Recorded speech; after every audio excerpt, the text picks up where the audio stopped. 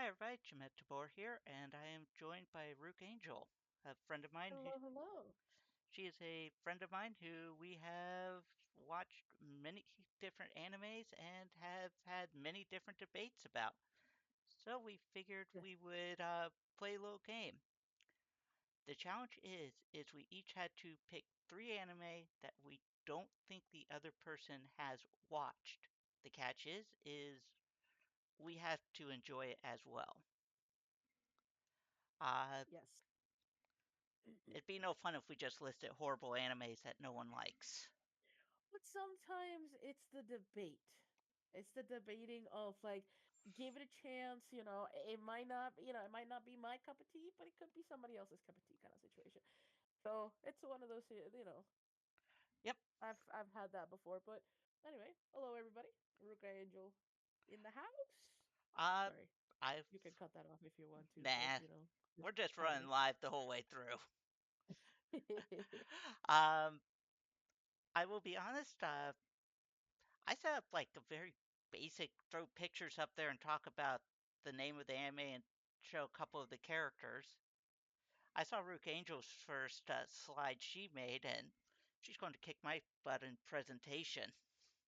Listen, you got don't beat yourself up for it. It's actually my fault. She's Miss I my Perfect. job. Yeah. Well, no, I'm not perfect. You know this. Oh, you trust me. There's something I hate is when people believe themselves to be. Oh my god, we're perfect. It's like no, I'm good. I'm good. It's just that my ADHD just kicked in while doing it, and I was like, sure, power slides. Okay. And Yep. I just went simple, but not so simple. So it's the way we can. It's basically the easiest way that we're across from each, not in the same location, to share what each other think.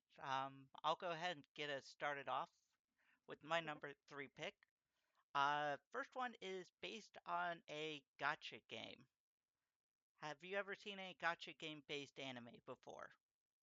I wanna say yes, but for the life of me, forgive me, for not truly knowing what a gotcha game is. They're I basic. might have played them before, So but they're mobile games usually, and mhm. you basically spend points to pull characters and packs and upgrades, and use that to increase your army. What is this? I played one of those games. I think I played one of those games. Yep.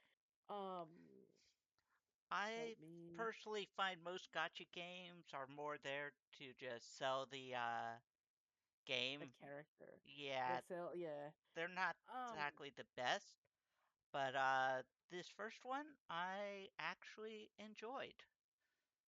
And please okay, forgive me. I am completely blanking out. Me and my friends kind of play one of them, and it sometimes is a little bit of a. hmm. Oh, what's the name of this game? Well, while you think of that, let me reveal my Ah, first anime. okay. The first one is Azure Lane. Azure Lane. The premise of the story is very straightforward. Uh, there are basically, the world is being threatened by an external threat. Uh-huh. So a scientist has recreated the spirits of World War II ships into ship girls to fight them off. Okay. Uh, what you're seeing is the title lane or title card for Azure Lane. Uh, the girl in the maid outfit is Belfast. She is part of the faction known as Royal Navy. Okay. Uh, you can probably guess which country World War II wise that one corresponds to. That looks very Well, like I said, Royal Navy is the faction's name. Oh, then would it be England? Yep. Yeah. The girl with the bow Uh-huh. is part of Royal. one of Royal Navy's allies known as Eagle Union. Uh, That would be almost like the United States. yep. Her name is Enterprise. Live long and prosper, everybody. Uh, Long and you're prosper. thinking Star Trek, which I know. actually that Enterprise is based off of the Is same Enterprise that this one I know. is. I Uh, know. I know. That's why I'm like, oh, live long and prosper, everybody. yeah, CV6, probably one of the most decorated and famous warships of all time. Yep. She is actually also the app icon for the English version of the game. Okay. She is what you would kind of call the main character, or at least as close as this show gets to it. Okay. Um, and they play off kind of a Pearl Harbor moment where the Azure Lane doesn't want to use Sakura or Siren technology at all. They just want to destroy it. Another faction, Red Axis, decides to use Siren technology to make themselves stronger to fight against them. Okay. Uh, while the two main factions in the show from that are Iron Blood, which is basically Germany. They do Okay. have a presence throughout, but the main opponents for Azure Lane is the Sakura Empire. Okay. Um, you have Kaga and the Kagi up there, the two lead ships of the Kido Butai, which was Japan's Air Force carrier strike group during World War II and faced off with Enterprise and her sister ships a lot. Okay. So a lot of conflict is put, It's based off of history, though. yep, is based off Okay. of history. Um, but a lot of it's from the Sakura Empire's perspective because Hmm. there's a war go. They have a plan. Uh, those two are working on the plan, but it turns out they're being manipulated by the sirens to revive a weapon to basically destroy everyone. Okay. And there's a picture of what the sirens look like. Completely different from at least a few of the sirens. So they still have Okay. that ship girl vibe, but clearly alien in Alien origin. based. Yep. Yeah. The tentacles kind of gave it away a Yeah. little bit on that. Uh, but it's a fun little show to watch. I've watched it on Hulu, and I believe Crunchyroll also has it for streaming. Okay. And that completes my first one. So, Rook Angel, that brings you to you. Yes. Um. Okay. So I remembered the name of the other one. Okay. The one that I was talking about was Genshin Impact. Ah, that one. Yep. Yeah. Where essentially is, technically is there, it's become a very popular game, but Mm, it really is there just for, um, mainly the characters and for people to actually cosplay. Although, yep. if you have friends and you are all in the same level and you're not buffed to hell and whatnot, it's a great game. If your best friend or your friends are maxed out level to hell, yes, my friend is maxed out level to I was about to hell say, it and sounds like whatnot. a personal experience there. Yes. Then you have that moment of kind of like, okay, like, what do you want me to do, Miss? I buffed. It's like, well, we can't do anything. Well, how about you grab a smaller type of character and whatever, and then Anyway, but yeah, that I understand now what type of anime that tends Yeah. to be. All right. All right, so for my first pick, I will I will put it this way: the anime that I put in this list were more based on not only preferences and because I actually like them, is as well as per the rules that it's like I think you haven't seen them. Hmm. Um, I know that maybe one of them may not be up your alley. Um, Hey, but the I rules think that say you you would have to enjoy them, not me. exactly. But you might actually find it very interesting. All right. And the reason for it is because it deals with history. My very first pick will be Emma, a Victorian romance. All right. Um, this one essentially is set in Victorian England at the end of 19th century, and it's the story of a housemaid who falls in love with a member of gentry. Gentry is people who are actually um the best way that we can put it right now would be Bridgerton. If Uh, you've seen the Netflix all right. show Bridgerton, then it will be something like that. And then, but unfortunately, the guy that she kind of fancies, his family doesn't approve of it and everything. So it's one of those situations, one of those.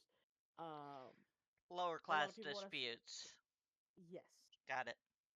Now, one of the things that I like here of this anime is that it doesn't fall within the trap of, hey, I am going to just make this a overly the top kind of situation of how the Victorian era anime could actually go to.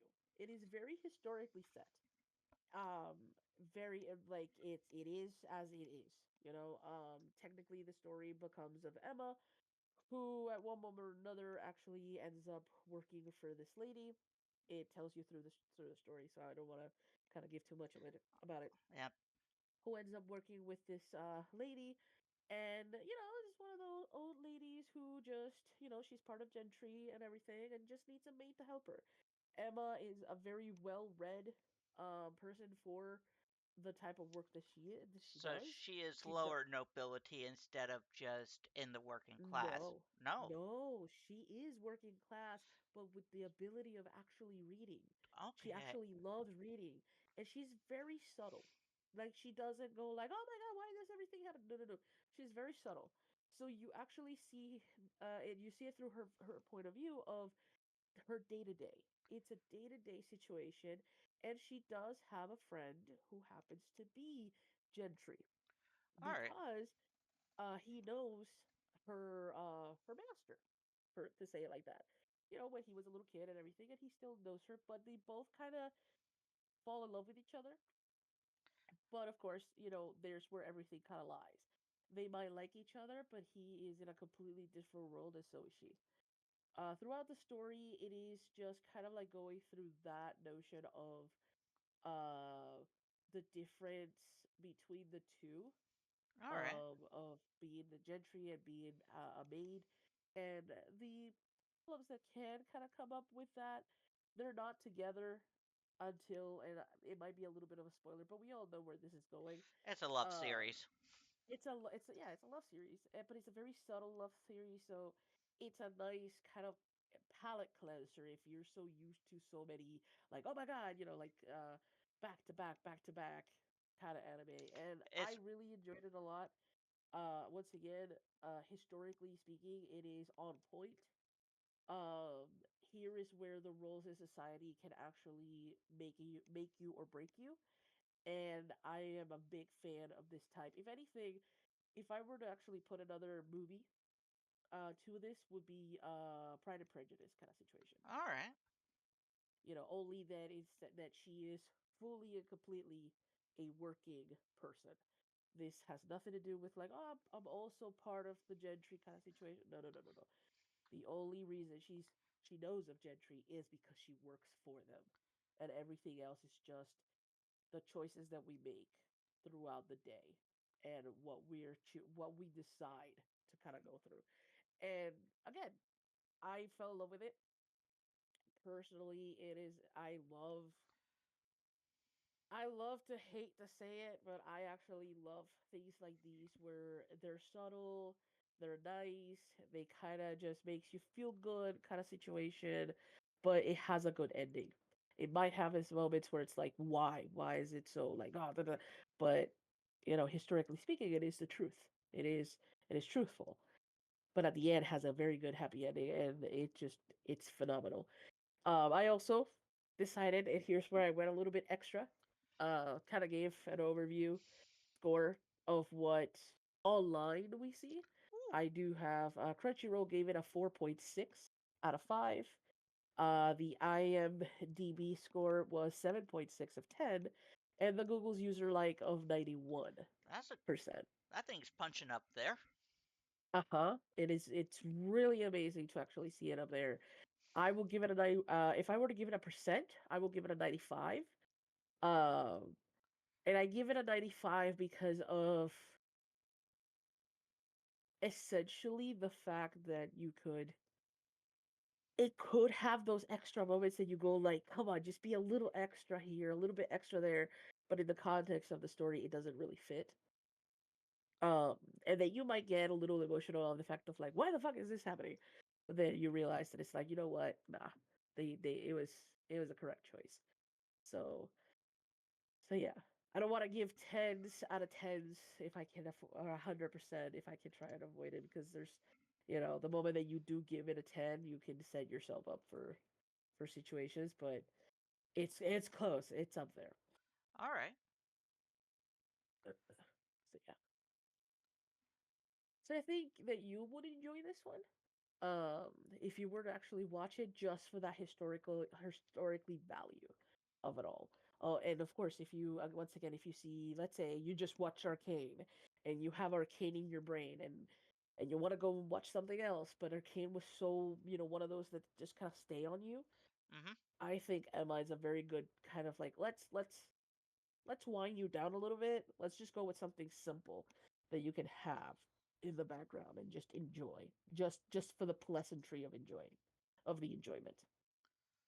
All right. So yeah. Anything else, or is it back to my turn? It's back to your turn. If not, I can talk about this all day. All right. So next one we're going to do is older one, Buso Renkin. Uh, Okay. this is a manga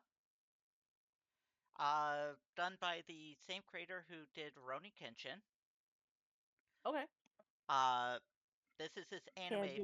do no wrong with Rurouni Kenshin. Anyway, yes. Yep. Uh, this is obviously adapted to an anime. What you're looking at is the box art for the first DVD set. Okay. Um, and this is going to be like my only picture because it kind of encompasses everything there. There will be a few shout outs in this series, some more loudly than others, to the fact that its creator also did Roni Kenshin. Okay. Anyway, the three characters here are the main characters essentially in this series. Uh, Kazuki is the boy up front, and he's kind of your average kind of boy in this time period, saying early 2000s to before the 2010s. Mm, Uh, Basically comes across the girl who appears to be in danger and basically gets himself in a battle of alchemy stuff and gets himself killed. Uh, okay. the girl is a alchemy warrior, and they use a special item called a kakugane to create Busho Renkin's unique magical weapons, essentially. Each Busho Renkin is unique to the wielder, Mm, and even if they had a different kakugane, it would produce the same basic style Busho Renkin. okay. So, Tokiko, which is the girl's name, there's actually his final fight with the first part villain. He actually uses her uh, Kakugane to have two Busho Renkins, and they are both lances. But what's neat is they actually gave him different designs on terms of the artwork on the blade.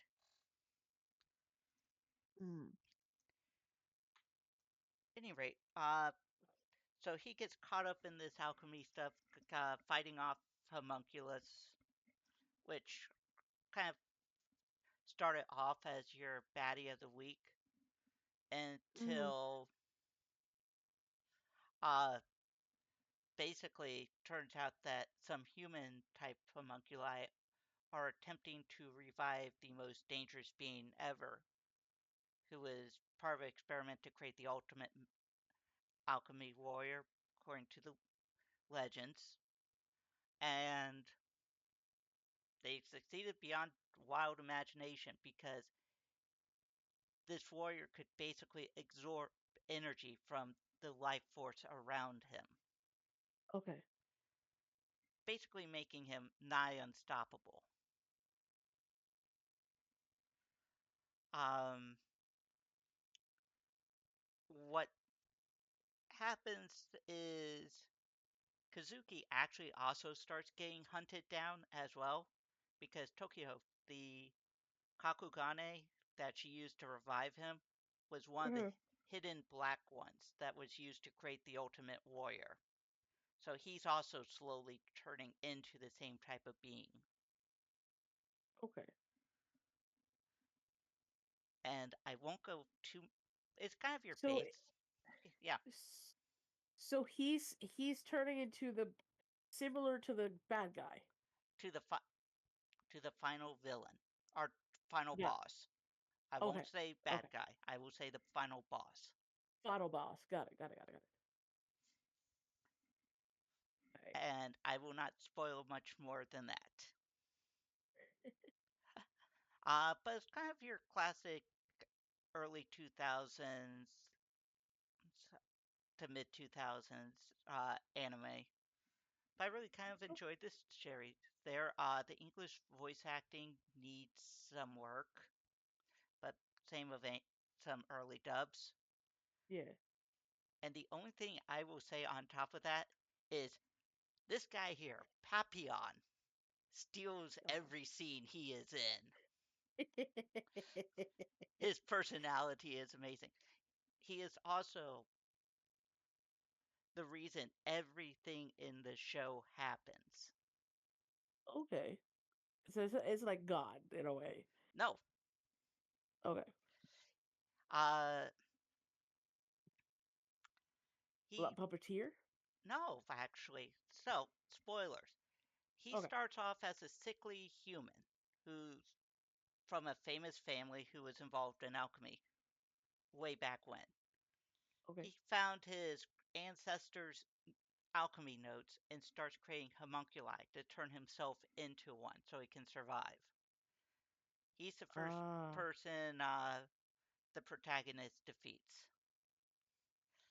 His Got it. ancestor is actually turned himself into a homunculi to help resurrect this ultimate warrior. Uh, Realizes that his descendant is close, so he uses a special tank as a test subject to revive Papillon, our butterfly friend there. okay. Papillon basically doesn't care about most stuff except the protagonist, as he's the only person that showed him kindness or cared about him. So at the end of the series, he's also the one who whipped up the using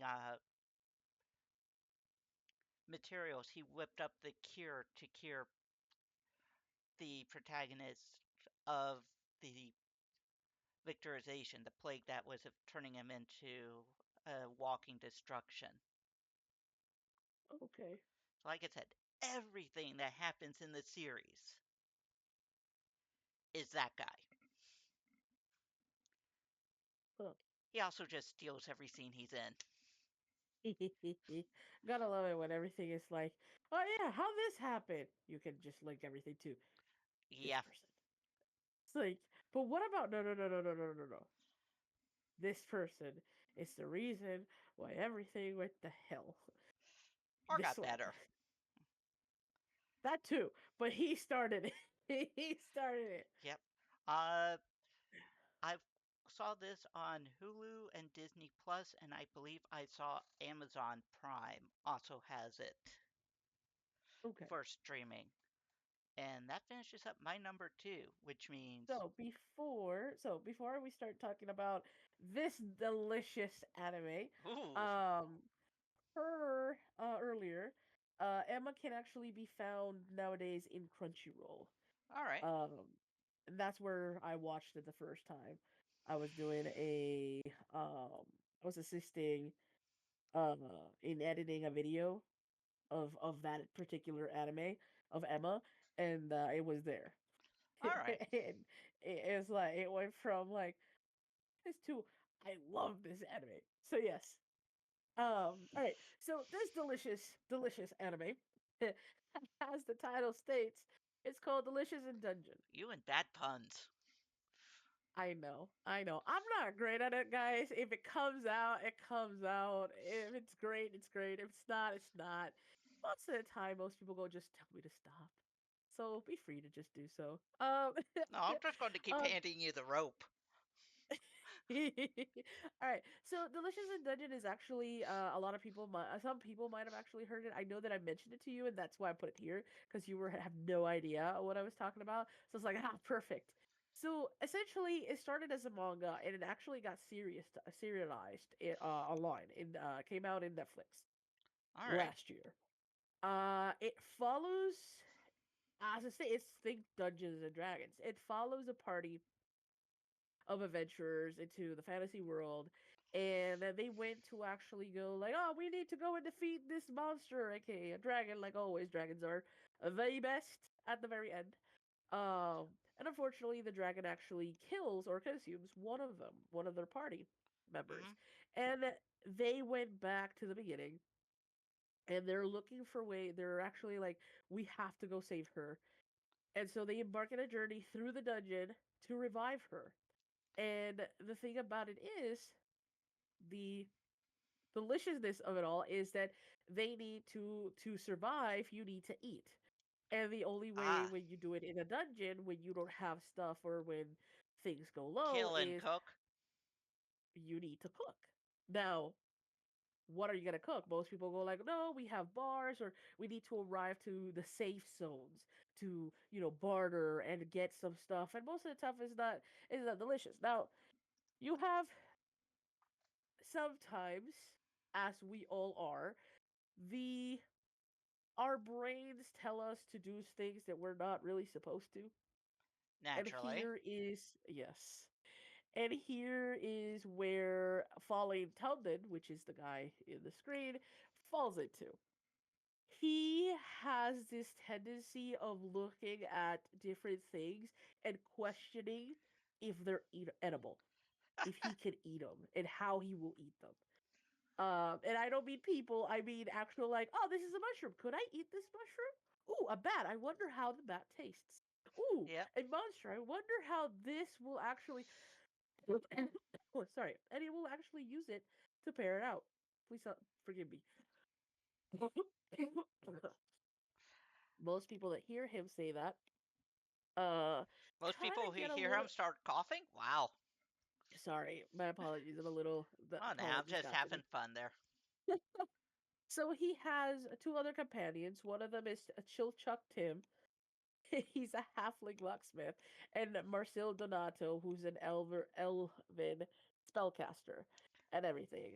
Um, each one of them actually bring a different situation into the table to actually assist them to go and get their other member of the party.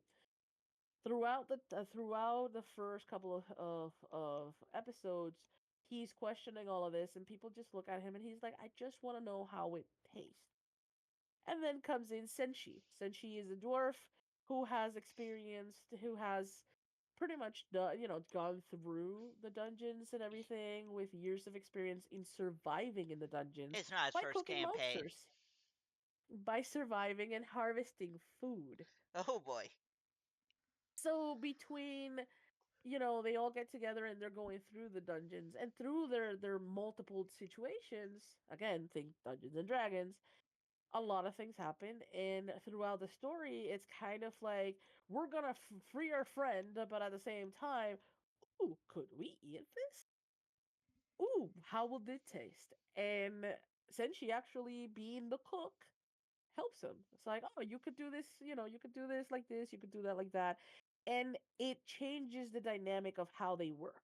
So instead of wasting money, as we all do, especially in these kind of games or uh things, we spend money to get uh better equipment, Yep. better swords, better food, better stuff and everything like that. And here they don't have to worry too much about the food because they can cook it on the way. They can find themselves utilizing it, and at the same time some of these foods actually assist them and help them into becoming better. Hidden buffs. Huh? Yeah, kind of like hidden buffs and stuff and everything. For example, one of the very first, at least in the anime, it's a colony. Think about it like morsels, All right. um, and everything. And he figures it out because at first it looked like, oh, it's ghosts, and then he figures out that no, it's just that there's living organism living inside of the dead of the skeletons and their armor, that it's making them look like they were possessed, they were ghosts, when in reality it was just morsels. So he just kind of goes like perfect, and they utilize them, and of course try to see how to eat them, and he finds a way to actually do so. What he doesn't know, and throughout the series, throughout the first couple of episodes, is that one of the marshals is still alive and is still in the armor. Oh boy. Yes. So I believe it helps them out as he goes, and of course this is how they get some of the stuff to actually better their weapons. All right. So it's fun. It's a very kind of like you like Dungeons and Dragons, you like anime that A actually, comedy like, type Dungeon and Dragon. yeah, comedy type Dungeons and Dragons, but still has the you got the spellcaster, you got the fighter, you got the locksmith, this kind of stuff, but you want it to be fun and at the same time kind of wonder how would, like, all the food, like, you just killed a boar, why would you not cook the boar? That kind of Yep. situation. So yeah, it has been very well perceived and scored throughout. All right. The overview score Woo. in Rotten Tomatoes is 100%. That's The something. IMDb score of it is 8 to 10, and the Google's user like of 80%. Second season should be coming out soon. It's already on the works. Personally, I really, because it takes you away from the essential, like, oh, here we go, another, you know, dungeon crawling Mhm. anime of them just trying to figure it out, and everything becomes just a fun experience, that I really give it a night about. And the 8 to 10 is good. The 90% is good. So, and the reason for it is because it will go. It can go off its hinges, I think. All Um, right. So it has the potential to really get out there. yeah, it really does. All It right. really does. Oh, and the characters are very well written too, personally. Although I've had some people go like, the characters are not so whatever, and I'm like, well, yeah, but if you look at the overall of the series, the characters are on point. And oh, Senshi is one of the best characters you will find. Like, it's been a very hot minute when you can go and say like, this character in every essence of himself, of what a character is perfect, because he tells you who he is, he tells you what he does what he does, but at the same time, he's the one, just as dwarfs tend to be, like, I've lived long, I have stories to tell, I have things that can help you, and he will go through, and it's like, it's great. So the It's great. characters could be give or take. Yes. All right. Anything else to add to that before we hop on to my last one?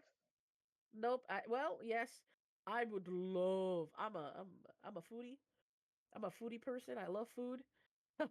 And this anime makes me want to join them in their food, as you can Woo! see. Sounds like you would enjoy Food Wars. Well, I've actually started. I watched some of that, and I've read some of it. Mm-hmm. I have to be in a mood to really enjoy it. Fair enough. The only thing I'll say about Food Wars without spoilers is I don't like the ending. It's not a bad ending. I just wish it would have I, been more conclusive. I've heard about that though. Yep, that's all I'll say about it. It's not a bad ending. I just wish it was done better. Yeah, but one of the actually about m- animes like these, Mm-hmm. and this is my note. I think a lot of times when we watch anime, sometimes we always go with like, oh my god, that type of foods, the foods that they cook and everything, and sometimes they Mm-hmm. present it. Sometimes it's just kind of like, oh yeah, they're sitting around just eating food, right? Yep. When it comes to, and I will, this is in a bigger spectrum than most. When it comes to food, especially in an Asian household, it Okay. is a big thing. Yep. It is a big thing. And here they portray that to a T. It is not just for the nutritionist value or just because like, oh, we killed the dragon, we can eat the dragon. No, it's the we learn from each other. Here's where we go. This is what they do, but this is what brings us together. This is what sets us apart. And the way that they treat the food here, even if it's like, let's say, for example, they kill a dragon, they're going to cook a dragon and whatnot, they still have that respect of kind of like, you can, there's differences to it. And which is very, very Asian for a lot of people. It's like, here in the States, the way that we eat food is very different. It's just kind of like, okay, here it is. Haha, we got food. And look how whatever. Here, no. Here is like, it's for everybody. It's learning and whatnot. And the elf girl is very picky in terms of food, but she learns to actually eat. She All right. learns to see what other people see when it comes to all of it. So yeah. Sorry. Continue. Oh no. Hey, it's your slides. It's your call when you think you got I'm done. everything out. Final I'm done. answer. I'm done. I'm done. 2 seconds later, she's going to be back adding extra things. So before that, you know you know very well that I can get into tangents and I can speak nonstop. Anyway, thank you for putting in case. right? Last one I'm going to do is a mech series by Sunrise. Ooh, Uh, you are familiar with the main type of mech series put out by Sunrise, right? I believe so. Yes. Gundam, Gundam, dun dun dun. which also I believe is Code Geass as well. Fun fact, this show is neither of those. This is Buddy Complex. You Uh, said bunny or buddy? Buddy Complex, like two Okay, friends. buddy. Got it. Got it. Got it. Got it. Got it. Um,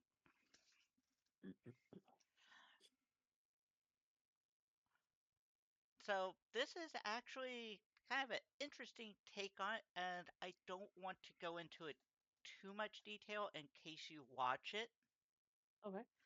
because going into too much detail will spoil a lot of the plot twists here. Um, Okay. So it's plot twist heavy. Got it. well, they give you clues along the way. I will say this much.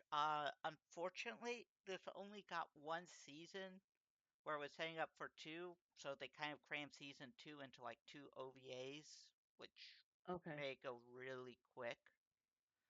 Um, Streaming wise, you can find it on Crunchyroll, the normal first season. Uh, the extra chapters that make up quote unquote season two are on YouTube because, of course, Crunchyroll doesn't have it. Or if you buy the Blu-ray set, it does have all of it. Uh, I think it's like $35 on Amazon for the whole set. Okay. Any rate, so the series actually starts off in warfare in the future, and a space-time anomaly rips open in the middle of the battlefield. Uh, and a mech gets pulled back to our time, like Okay. actually mid 2010s. So no mechs actually exist. So it's freaking everybody out, and the pilot of this mech knows Alba, uh, the main character who's wearing the red jacket. And it actually chases him through the city until he gets rescued by Hina, the girl next Okay. to him. Uh, who show she looks like she belongs in that time as well, right? Yeah. But she knows, uh, even though she recently transferred to Alba School, she knows him. She's determined to protect him. She knew the mech was going to come and try and kill him, and she's fighting it off with her own mech. Um, they end up racing towards the time anomaly where they deal with the enemy mech while they go Mm. through it. She points out this is where they get separated and will meet, he'll meet Dio. Dio being the blonde hair. Okay. He wakes up in a completely different mech in its cockpit. Alba does. And he does find Hina again. But as you saw on the front page where he and Dio are wearing these white uniforms, she Uh-huh. is wearing black uniforms as her teammates. And she doesn't remember him at all or know him. Okay. Hold on. Kid in a time zone ends up being followed by a mecha from another time zone. Yep, Only way to revive to help him is mecha from another time zone, which is by her. yep, they get flung. Then he She flings him back into the future from where the mechs came from. okay, and then she loses her memory. The next time he sees her, she does not know who he is, and she is his enemy. Got it. Um, Obviously, this being Sunrise, there's a few other tropes if you're familiar with Gundam and how they like to play that you would, especially from the mid-teens, so you're thinking Gundam Seed Destiny for those who watched. There's a few other tropes that'll play out that you can kind of guess how it'll go in terms of some of the relationship stuff. But like I said, going too deep into how all of this happened, like how he was in the cockpit of one mech and ended Uh, up in the cockpit of another, that's all spoiler information. okay. But it's a good little twist. Unfortunately, the group in the black uniform are the overwhelmingly more powerful uh, unit. So the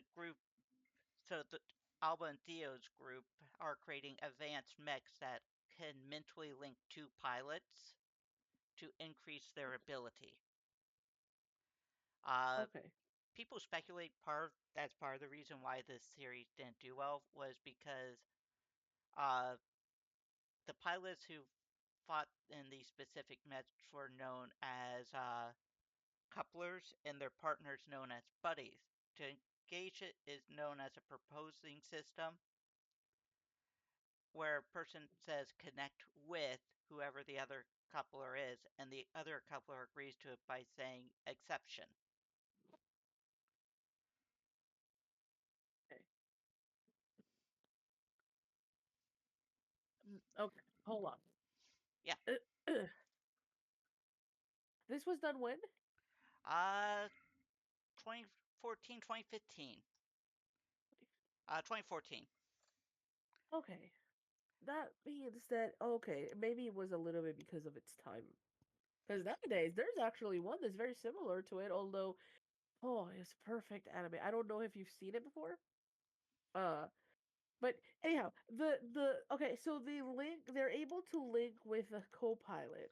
Yep, they have to have linked brainwaves. Now, Alba, um, slight spoiler, but not too far in, actually has his brainwave is perfectly conditioned, like hits the natural median for what they're trying to train everybody's brainwaves to function at, Okay.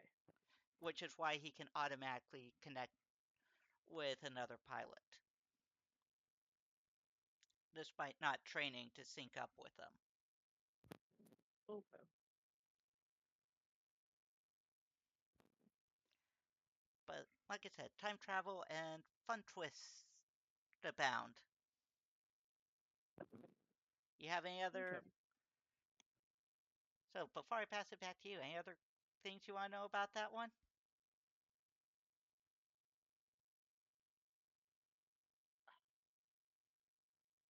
I wonder if if this was the reasoning.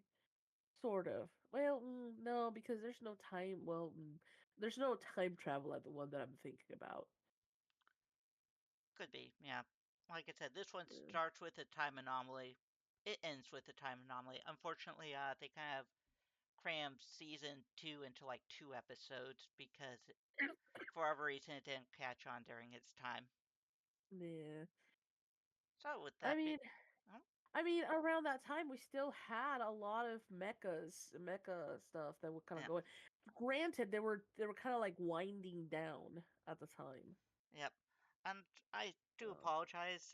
This is after Gundam Seed and yeah. Destiny, but it borrows some tropes from there. Yeah. Maybe that's one of the reasons why it didn't do so well as well. It's having the fact of Well, kind of like it tried. it's from Sunrise, which there are familiarization. Yeah, Gundam Seed came out about 10 years before that, and Destiny a couple, probably like 8 years. Yeah. But it's Sunrise. They do have certain formulas that they do in certain Gundam series that play out over time. Hmm. But and it's not in a bad way. Overall, like I said, I really loved that show, and I was disappointed that it didn't get a proper season two. Okay. Man, 22 and for Gundam Seed, I'm feeling like that only came out yesterday for whatever reason. I Uh, mean, listen, I you talk about some animes and it's like, but they came out not too long ago. It's like, no, they came out a long time ago. Like Sailor yeah, Moon, for example. Like, granted, we do have Sailor Moon Crystal, but it's not the same. yep. It is a quicker paced situation. Some of the animes for some of the decisions they decided to do in terms of the art, questionable. But the fur, come on. The original, the OG, whew, better, 100 times better. All Anyway, right, right, personal opinion. and everybody's to their own. And no other things you want to know about this show? Not at this time, no. All right, I'm going to pass it back to you for your final one. Hey, Ooh, all this right. looks interesting. This one, Looks interesting. It is based on ah, it's based on a centuries old Japanese storytelling. All right. Um and the show kind of like shows you what is happening to that kind of genre situationally. Uh, So, Descending Stories of Showageru Ragoa Shinju is a Japanese manga series that was written and illustrated by Haruko Kumoda. all right. Essentially, the anime and the live action, they actually have a live action of this. Ooh. It follows the story of a man who actually went to jail, and when he got out, he decided that he was going to become an apprentice to the famous rakugo performer, Yogamu Yurakete, and everything. But it really focuses on the backstories of the performers and the struggles of that type of show All and right. what their lives themselves look like when they're trying to make it and those who are seen a certain way, right? Okay. And it's one of those animes that I never I don't see myself watching in a way because it's very for me it was very slow paced, But did you enjoy it? but I did. And So, the reason that this anime was actually brought up to me and I enjoyed it very thoroughly was its historical value. The historical value of this anime is very simplistic.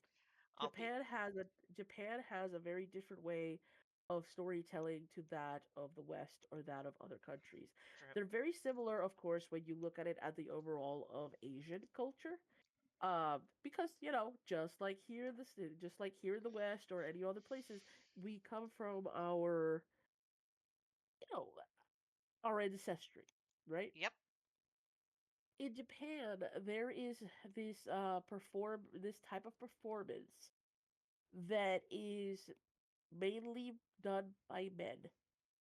And it's those performances that you tend to see where men are, kind of like jokingly making, kind of like a theater perspective, and they talk in a certain way and they're telling you a story while in different forms. They become the women in the story, they become the men All in the right. story, they become the yokai, all of it. Because it is telling stories with, a single So, situation. is it I the know. same set of cast the whole way through, or does the cast change throughout this series? No, it's the same cast. They're just telling different stories. Okay. They're just telling you the story within one person and how everybody around him who are part of the cast live, Okay. because this type of storytelling is dying. All True right. story. This type of storytelling that has been alive for centuries is dying because the younger generations are no longer interested in it. So a lot of people believe that if you get into, and this they tell you in the story, that if you get into something like this, it's a dying art form. So that means that you're not really gonna do much because there's not a lot. It's not like being a working man in a factory or in a building, or for case in point for the TV. You know, Yep. this is purely just in theater, All right. and this story is of like the popular one, the one that's like very well allocated and everything, but then its apprentice, who is the one who was in jail, who is the one who has a family, he's trying to, you know, work for and provide to, but of course his actions, he's already in the views of many, he's already seen like, a waste of time. Because he was in And jail, right? exactly. All right. and and then his choice of job, but he's very like he really loves his job, he really loves what he's doing, he finds it that it's a great thing to do. Passion And for the throughout the art. series, yeah, passion for it, and throughout the series he actually does do what he set out to do, and he really becomes good at it and is able to be happy. and able to actually kind of go through it. But the overall message of the story that I found is, once again, the historical value of it all is how this performance space can actually be an experience not only for you but for that of who's playing it. All right. Um, so yeah, so I think it's an interesting anime to actually sit down and watch. I wouldn't watch it in a sitting because it can be very slow paced. Not a quick pace Uh, series. Got it. yeah, a Although I very have slow, noticed something with your picks. You very like the slow paced. historical ones. Yes, yes. I it is my bread and butter situationally. Like I love history. I enjoy it. I know that most people won't really will really go like history, but what about the? I'm not saying that I know everything in the world, but I like learning from it. That's the And way it if I should can be. find and if I like if there's and this is how this story came to me. This is how this anime came in my radar. I was talking to a friend of mine who's Japanese, and on the very late night she was talking about, we were talking about different anime, we were talking about different things, and out of the blue we were talking about just history all on its own.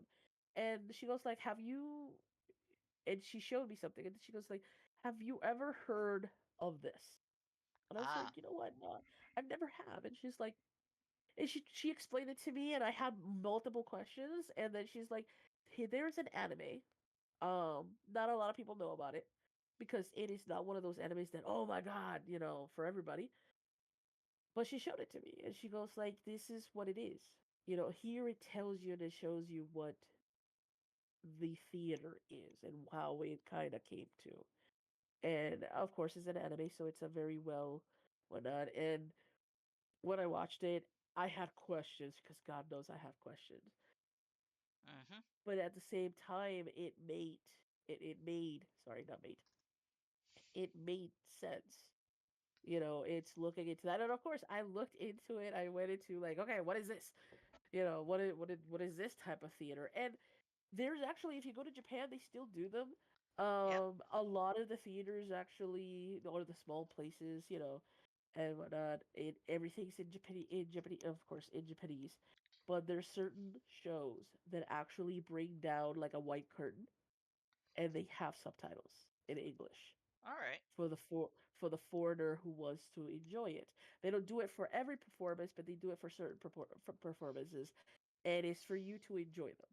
And it's them wanting for you to kind of like, hey, come and see what we are known for. If we take another art form, in China, they have the paper mache with shadow Ah, type of okay. theater. So it's like each, you know, it is theater in its most basic, and how it kind of grew to be the theater that, of course, we know now.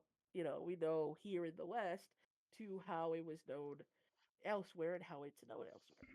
All right. So yes, and again, I love history. I love learning about different cultures. I am not somebody who will shy away from somebody's culture.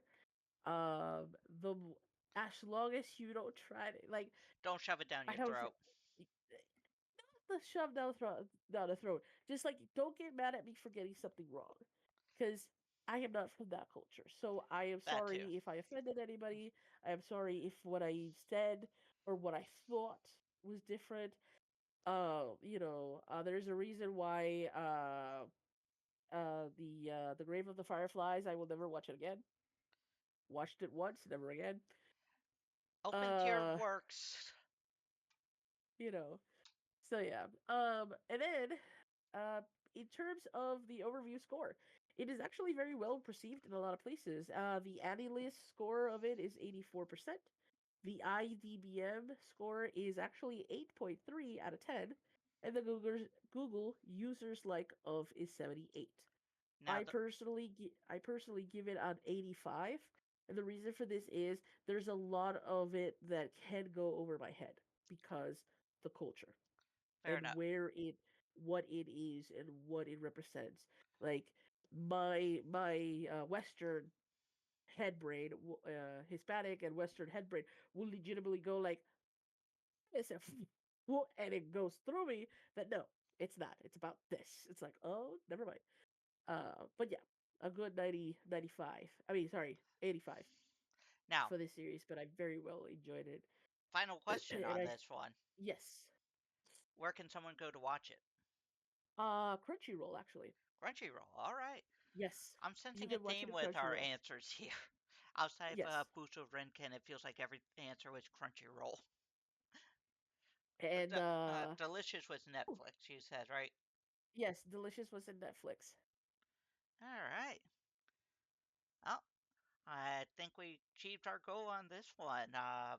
Three shows that the other one clearly has never heard about, and the fact that we passionately talked to them for about an hour Yeah. means that we did actually enjoy these series. And if you had fun listening along and like to see more of that, comment below. This is Mhm. Chamet Jabor, Rook Angel. Thank you for joining us, and I'll see you next time. Bye.